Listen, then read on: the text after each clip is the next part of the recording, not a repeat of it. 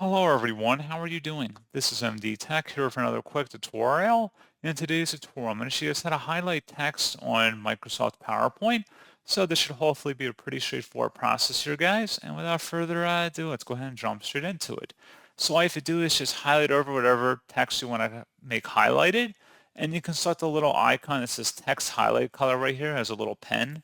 You can change that, and then selecting the drop down, you can select a different color you want for the highlight color. Or you can also access this through the Home tab up at the top, and then it should be the same text color icon up here. Again, you can select different colors if you want, and that's pretty much it. So, as always, thank you guys for watching this brief tutorial. I do hope that was able to help you out, and I do look forward to catching you all in the next tutorial. Goodbye.